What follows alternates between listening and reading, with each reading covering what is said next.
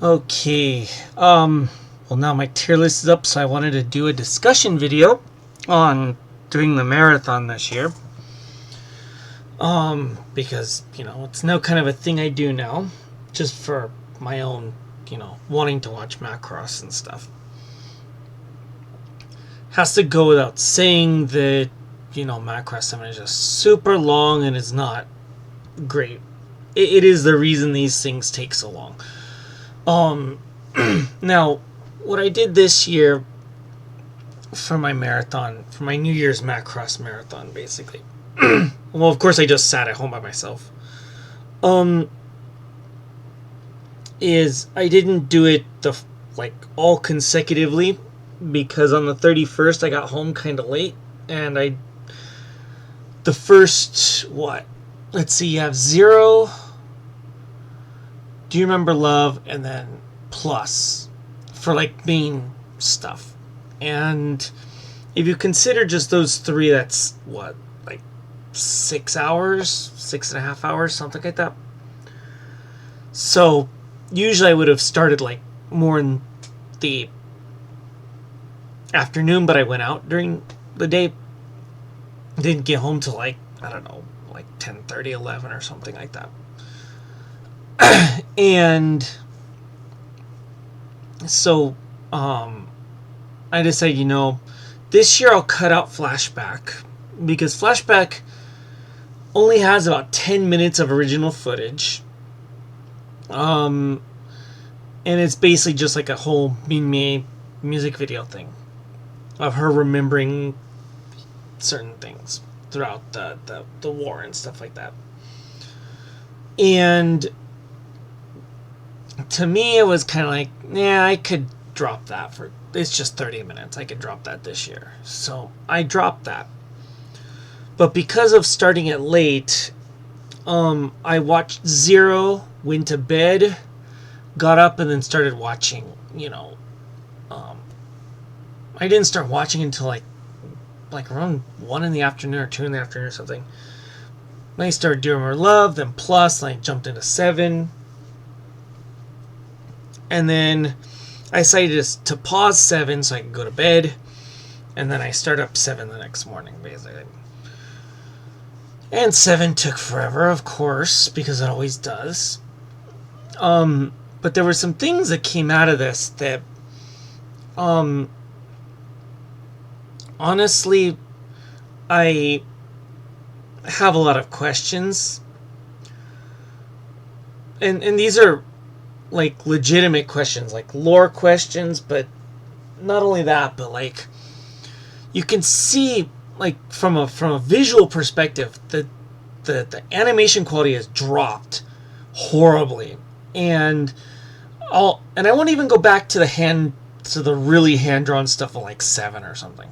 Let's just stick to the CG era, if you want to call it that, of Macross, which won't include Plus, because Plus is mostly hand-drawn with some CG on top of it. But let's Zero, because Zero was mostly CG with some hand-drawn stuff involved into it, I guess. So it was a mix of the two. More so, there was more CG in Zero than Plus, so that's why I'm making that cutoff point. You watch Macross Zero, and then you watch Macross Delta, or you watch Zero and then you watch Frontier movies. Now, and I say the movies because the movies had did more with their budget and stuff like that to do CG and stuff. So compare the best possible things to the best possible thing, right? Zero is by far got better CG and everything over Frontier and Delta. Period. End of story. The animation is better. The they even, I saw an interview somewhere where, I don't remember if it was Kawamori or if it was somebody else who said it, that when they did the clouds in Zero, if you look in the background, you look at how well designed the CG clouds are, and they said, oh, we could never do that again. Why not? Literally, why not? Why can't you, one up that? or at least do it on the same level. Frontier doesn't have that level of detail, and you know, Delta doesn't either. Delta's even worse than Frontier, by the way. If you watch them back to back, you really understand that Delta is trash on so many fucking levels. But from a lore perspective, things that started popping up in my head were mostly involved with 7. Because it goes back to the chronology that I translated so nicely for everybody. And that is that, you know, in the protoculture era, there are multiple anima spiritua, but Basara is the only one, right? So, you know, why he wants to sing all the time? He wants to sing to the galaxy, not to, and he wants people to, be more into his music, if I want to say that. I'm starting to question whether that's a because they don't ever talk about his history, where he came from or anything like that. Well, they don't talk much about Rei and Bihira either. Of course, Mylene it's Maximeria, everybody knows that. But Basara is the one where they know the least about, and the only thing they know is that he would get up every day and go up to a mountain and sing at the mountain and try to move the mountain. Well, wouldn't that be something that Anima Spiritia would be designed to do, in order to stop the Proto-Devlin from, destroying protoculture? That's one major question I have. Another thing that really gets me is the whole little hand mark where they make the little fighter, which is famous because of Isamu, okay? Isamu was the first to do that in any Macross. And the thing that bothers me is you have all of the, that they do it in Frontier all over the place. And then in Delta, they do it all over the place. Hayate does it, Mirage does it, they even have fucking Max do it. And it's like, no, that's not what Max would do.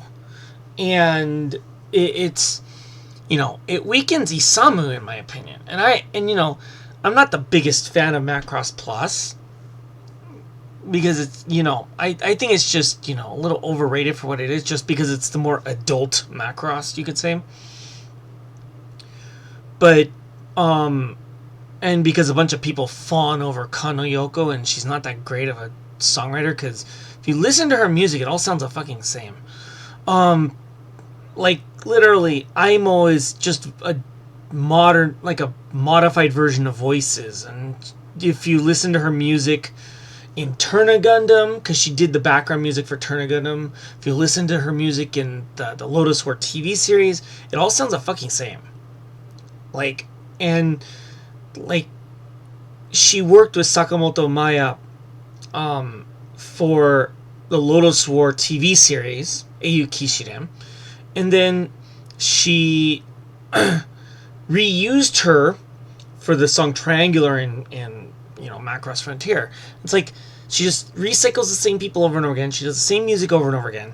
And so I'm that's why when people say, oh, Kano Yoko's so amazing, I'm like, you people have bad fucking ears, because you've never heard all of her work. She became famous for doing that Nobunaga Nebo video game series, the theme for that. And, that's in and of itself one thing, but,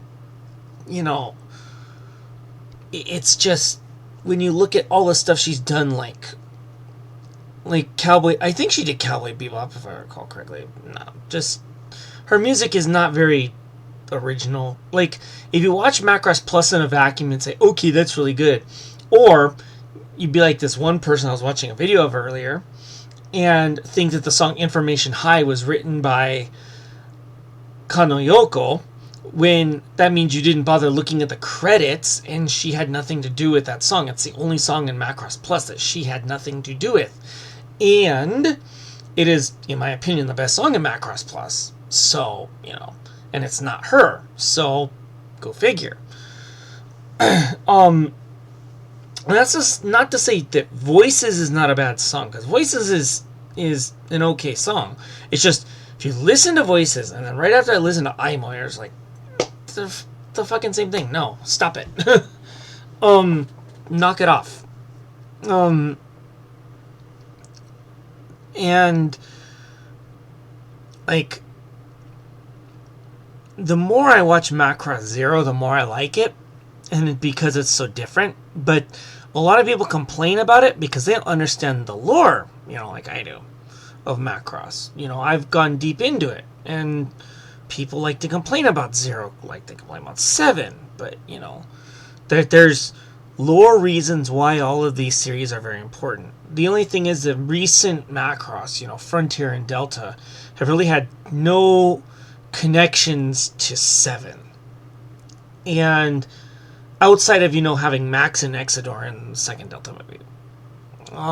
Which, to me, is just fan service at this point, and as people have seen on my tier list, I've downgraded my opinion of the second Delta movie by quite a bit.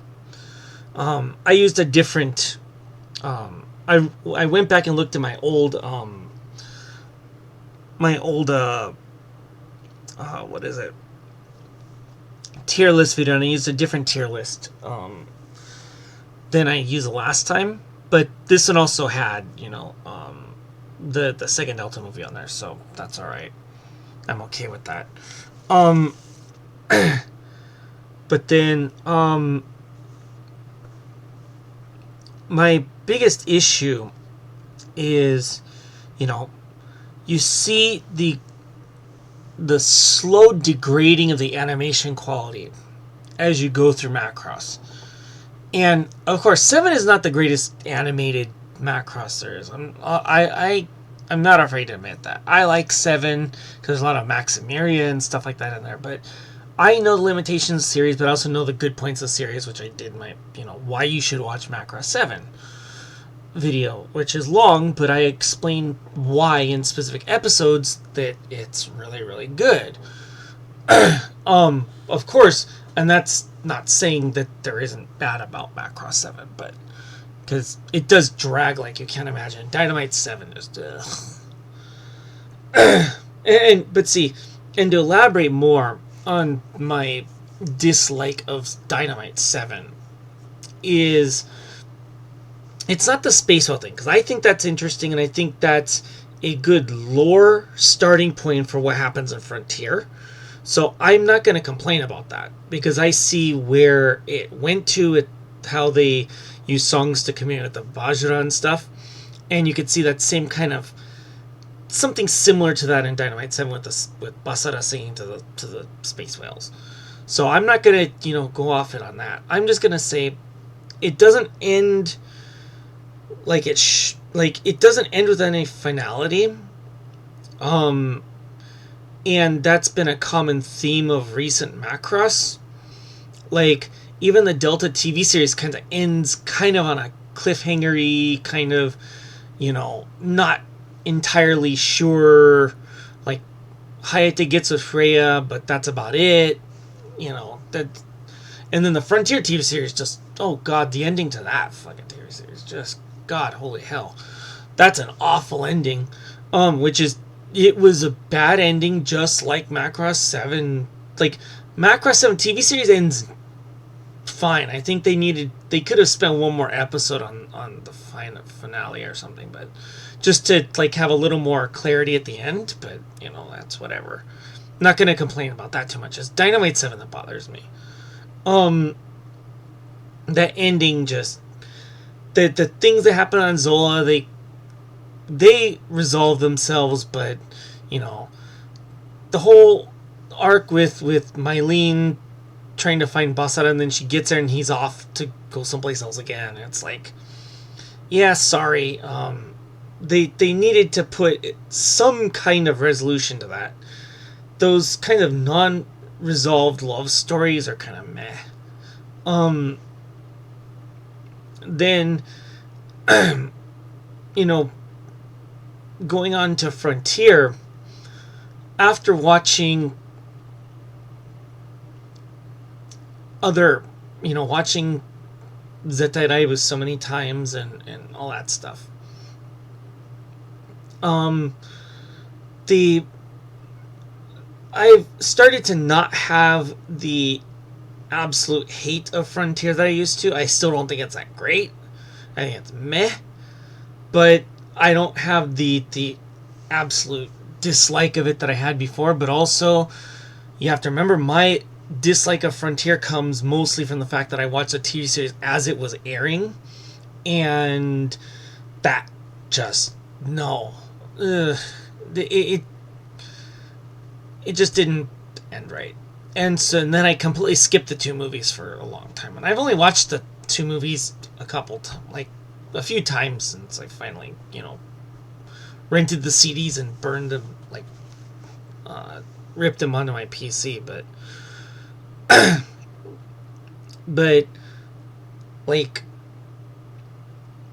there's no, they kind of pick the love story with Aruto picking Cheryl at the end of the second movie, but then they have that little 15-minute short that they did with the second Delta movie, and it was kind of and I watched that before I watched Delta, by the way, because that comes chronologically. It would happen probably before the events of the first Delta movie, is my guess, but there is no exact, time placement for the events of that little mini thing. So, which is kind of a problem, because then it doesn't, because you don't know when the events of certain things are happening and whatnot. But the events of Delta aren't having a real impact on the, they aren't having a real impact on the Vajra homeworld, outside of one scene in the second Delta movie. So, it's not a big deal. But, I would like to know where it takes place on the timeline, just for my own, lore OCD, I guess. But even that leaves nothing but questions, no answers, and it does nothing to really advance anything except show Ranka look a little older. That's basically it. It doesn't, and it just shows Cheryl in her life support tube or something. It's like that we saw that at the end of the second movie, and we didn't need to. That it was a complete waste of time. It was a complete money grab for that, because there's so many idiot Frontier fans. So, but I still stand on my pedestal that Do You Remember Love and 2 are the best things of Macross, and nothing has changed that. The thing that's worrisome to me is that Delta was so poorly written in its initial run on TV, and then when they did the horrible cuts for the first movie, with adding a couple new scenes in there here and there, I am completely worried about the next Macross series. I don't have an idea of when it's going to take place. I'm hoping it takes place somewhere after the year 2100, so that they could implement, maybe have a Marduk show up. But according to the DVD or the Blu-ray limited edition set, there was a little thing in there. I believe I did a video on that before, talking about that. I translated it for everybody. It basically explained that since the Marduk left, there's been little contact between them and the Earth, so we don't know what's going on with the Marduk. We know nothing about their homeworld. That could be interesting stuff that they could add to the lore, which then could take them further into the future of the series, right? Where there's a little more room to write with without having, 2, as you can see on my screen, is Ishtar. That there could be, something happens after that where that brings the Marduk back into it. But, I don't think Kawamori's going to do something like that, even though 2 is the reason why he got the desire to do Macross again after he watched it, even though at the time he was working on Cyber Formula, doing the car designs for Cyber Formula. Cyber Formula is very, very interesting. The later OVAs are kind of meh, but the show itself is really good. I think the second OVA is probably where I would stop. I forget which one. Is that Double O or something? It was the one after what's his face beats Knight Schumacher again. And that was the first OVA, was that situation. Then the next OVA after that is okay, but I didn't like anything much after that. I thought there was a lot of stuff going on in there. It was just kind of meh. But I like, because Kawamori, he's not as old as Tomino, right? But he's, in his 60s now. By the time the next Macross series is out, he's gonna be what? Darn near 70, if I recall correctly. And, with the announcement that Sunrise is taking over for the animation of Macross, because Satellite basically has nobody good working there anymore, and they've basically flailed on all their little projects outside of Macross, because Kawamori runs Satellite. It's basically, they're gonna do something. I think that's gonna not be that great, and I'm very concerned, because the difference between Frontier being basically a retelling, kind of a different version of the original Macross with different set of characters, and being more like a Bishonen kind of thing, which is why a lot of girls like Frontier in Japan. It's why probably a lot of guys don't, because Frontier's kind of meh, and the character designs are too much in that, they're going for the girl audience. They were pandering for it really hard, kind of like with Gundam Seed. And no, sorry, stop it. This is Macross. It's supposed to be there for everybody, and if you start pandering to one group over another, that's just not good. And Delta pandered to the wrong group of people and completely forgot about its fan base. And that's why, my opinion of the second Delta movie has fallen, because after multiple watchings in the couple years since it came out in the theaters and stuff, just not that great of a movie. Let's be honest, it's not that great. It's better than the Frontier movies, I think, because of all the ideas that they were trying to bring back, like reintroducing Mega Road 1, was an important point. Having Max and Exodor there to try to get some of the older fans involved in it, to reuse the Sharon Apple idea, the Virtualoid idea, was, I thought, a good idea.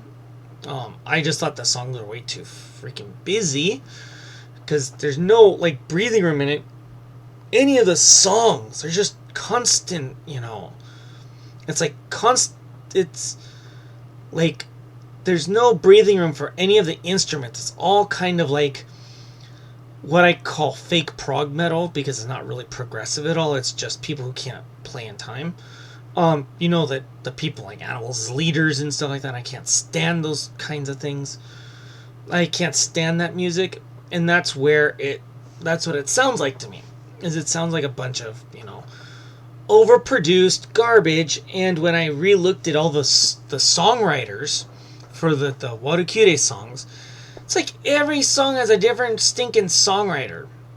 And whereas, at least in Frontier, even as much as I hate Kano Yoko and, I can't stand her music, she wrote it all herself.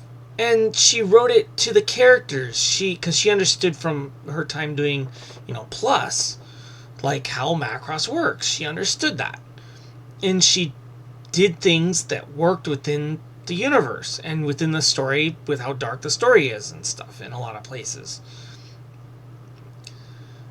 So I can't fault her for that. She did a really good job trying to, do something within that context, and she did it all herself. She wrote the words to the songs, because, Kanayoko uses her real name for the songwriting credits, but she uses a pseudonym, Gabriella Robin, for her lyrical writing. So if you look at Macross Plus credits, the movie credits or anything, Information High is not Kanayoko, right? But if you look at, the Frontier stuff, it's Kanayoko, Gabriella Robin, Kanayoko, Gabriella Robin, Kanayoko, Gabriella Robin, all of them. And that's where Delta fails, is that it's got too many songwriters. It's like traditional, it's like modern pop trash, is what it is. It's, like, as much as, the Yami Kyure songs are alright, Diva and Abyss is a really good song, but I've gotten tired of it.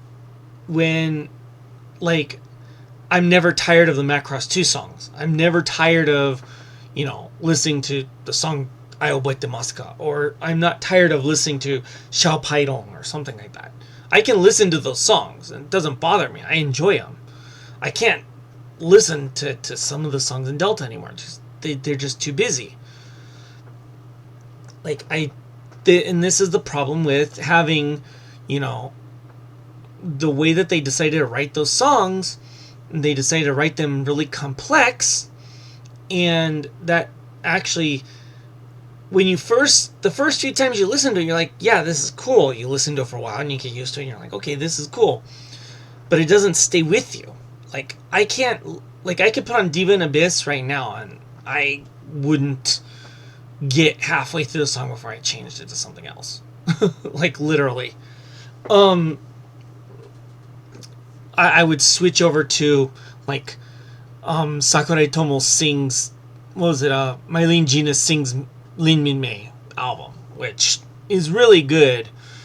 I'm not a big fan of the Ayoboite Masuka version, but there's an original song on there that's really good.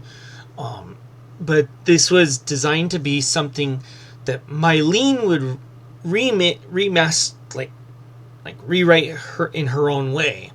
So if you think about the Mylene songs in Macross 7, it kind of lines up. So,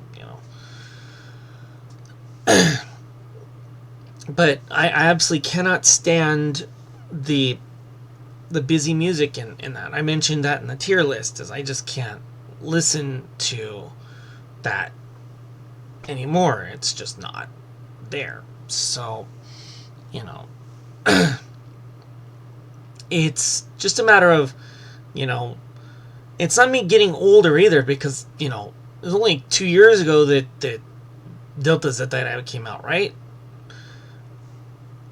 I've been listening to all the other Macross songs for decades.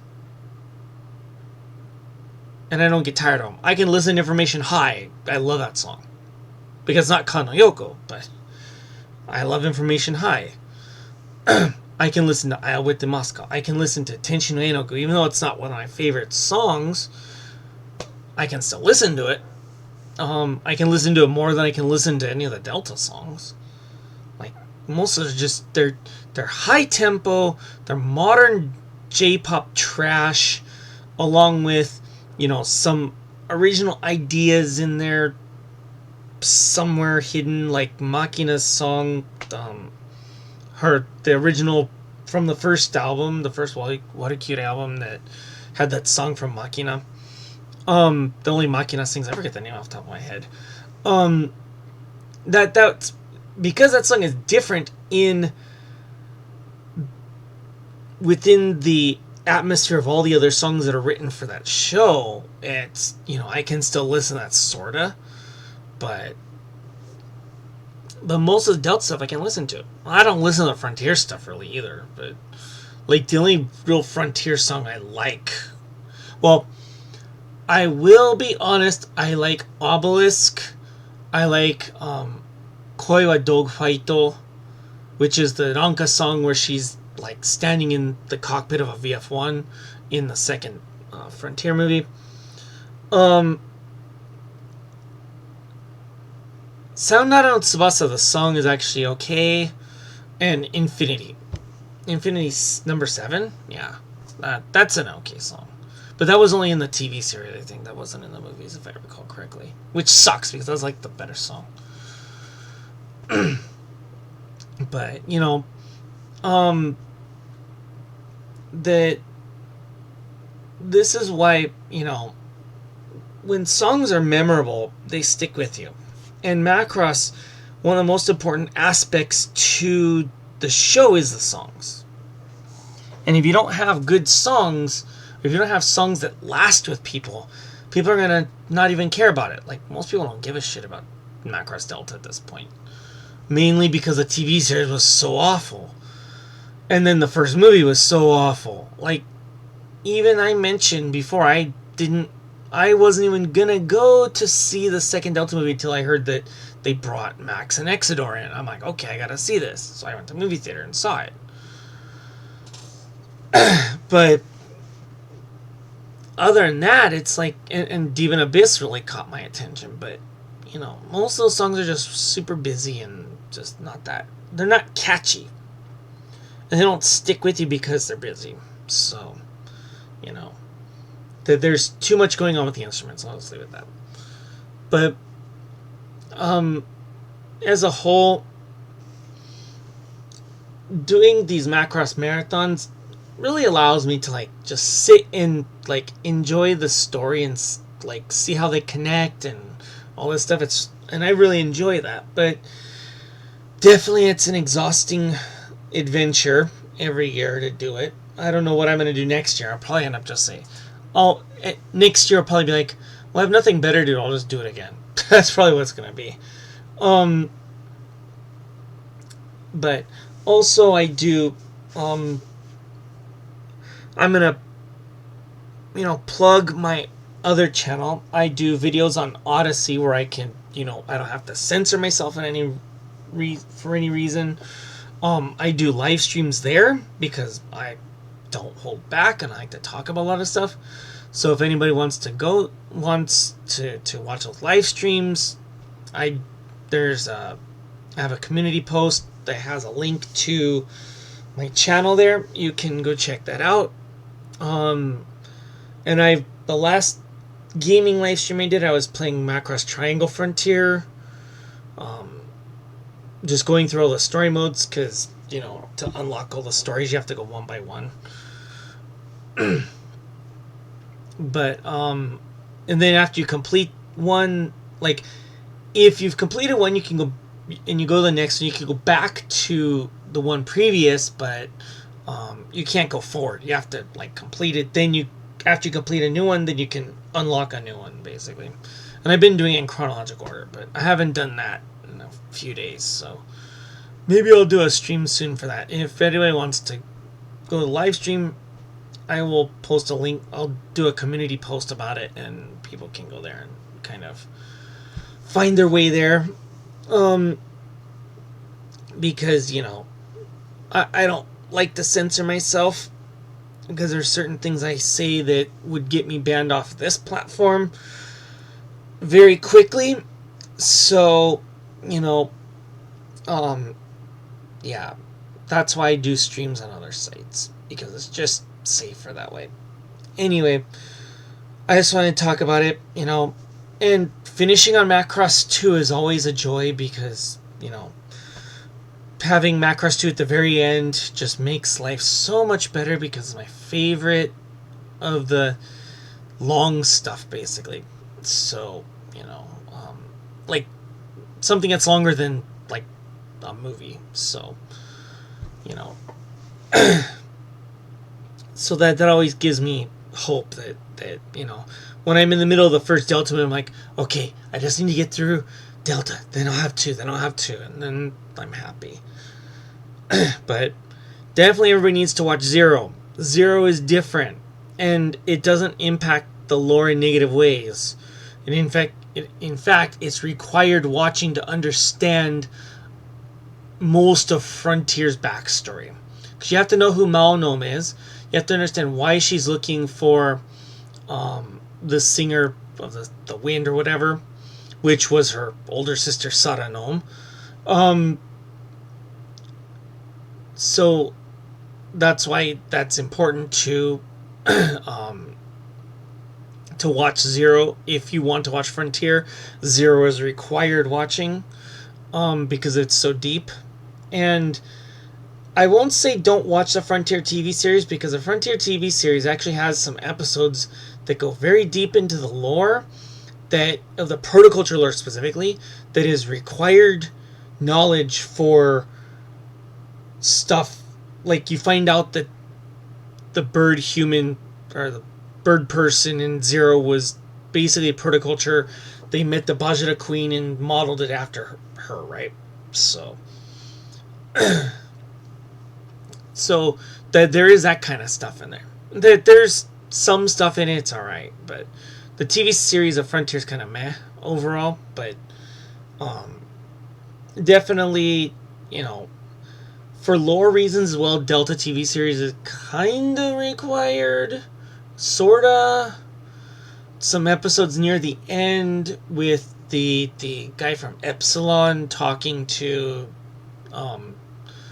on the bridge of the Elysian or whatever it is. Some of the conversations you hear through him are quite important to the lore, because one of the things that he brings up in a conversation while he's sitting at a table in a dark room tells you the exact coordinates of where Lady M is, which is vital to know for the second Delta movie, because they directly reference that when they bring Mega Road 1 out of fold space or whatever it is. That is the exact location that guy Belger Stone mentions in the TV series. So that there are some lore things that you need to watch the TV series for, but it's not that important. Kind of like, it's not as important to watch the original Macross TV series outside of a few episodes, because most of that is retconned by the movies, and because the movies take precedent, especially with the designs of the Zentradi. Exor being the main one. His design in 7 is the movie version, not the TV version. So, yeah. You gotta keep that in mind. That you have to kind of temper some things when you watch certain media with Macross. So, anyway, I'm gonna bail.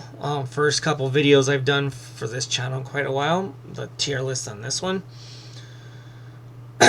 But definitely the doing these marathons is fun. It's tiring, but it's fun too. If somebody wants to try it, give it a try. I'll give you the order: 0, Do You Remember Love, Flashback, plus preferably the movie edition. Just because the movie edition is a little bit shorter and the added scenes are better. I think the movie edition of Plus is better than the OVA.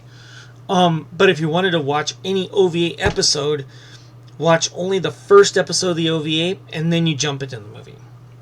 Because the first episode of the OVA explains why Isamu gets transferred to Eden. So, and that, other than that, it's basically, the same thing. The events all line up the same. But the extra scenes, like with Lucy and Isamu in bed after banging, I think is better than the scene of Isamu just laying in bed during that scene by himself. It also gives more character development to Lucy. I think is much better. The ending is better, I think, for the movie. The last scene with Isamu and Myung, I like a lot. So, I definitely recommend the movie edition. And then you watch 7. but with 7 you have to be careful because every few episodes there's a Macross 7 Plus short that goes in between there. And I found a download that had everything numbered in order, and there's only a couple ones that I kind of questioned on the ordering of what the person did with them, like with the 7 movie. I think should have been right after the episode of Billy. But that's just me. But it has to happen before Operation Stargazer. That's the only requirement of that. Is that it has to be before, I think, episode 38 or 39, before Operation Stargazer. Before Mylene's birthday episode, basically. Has to occur before then. So you have to watch that before then to get it in chronological order.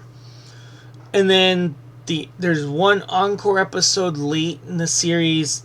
The way that this was ordered had it right after the Basara Dies episode, near the end. And it was that, like, what was it? It was the coffee break one, where they're talking about the past of the Firebomber and stuff like that. And then, of course, Dynamite 7 right after that. But Dynamite 7, it's kind of a drag to me. I whenever I get to Dynamite 7, I drag. Then after you finish Dynamite 7, you jump into the Frontier movies. And then you jump into Delta movies. And then you watch 2. And that's the chronological order. And yes, 2 is canon. And if you say it's not canon, you can... I don't want to get this video, like, rammed by the algorithm, but yeah, I've mentioned my disdain for people who say that 2 is not canon after I went through the whole effort of translating the chronology from 2 different books, because I wanted to prove to people that it's canon. Okay, so I went all through that specifically for that reason. I made a specific video called Macross 2 as canon. Okay, so that has to end all of it. That the last part of it, if you're going to do this marathon watch of Macross, 2 has to come at the end. You cannot stop at the end of Delta. Okay, so just keep that in mind. You have 2 to look forward to. Something that actually has Mikimoto's artwork on there. That's actually animated, which is really nice looking. And this is my ripped version of the Blu-rays that I physically own. I just want to put them on my computer instead of having to stick a disc in all the time. So they took the original, the Blu-rays that I have of Macross 2 they use the original negatives and they just fix the audio and things off the old stuff. So, and they most of the coloring mistakes are still there. So keep that in mind too. There's some coloring mistakes between certain cells where sometimes it looks blue and sometimes it looks red, even though Sylvia is the one flying, the VF2SS, which red is her color and blue is Nex's color. So all that stuff is still left in. It just looks a little bit nicer, and it, and the audio issues that were in the original don't exist in this one. I do have a full set of laser discs of Macross 2, but I don't have a player for it, so I can't watch it, sadly. I want to watch them on Laserdisc. I would really love to watch them on Laserdisc. Oh my god. But yeah, just put it out there so if people want to know the order and all that stuff. But that's all for me today, and I will see you next time.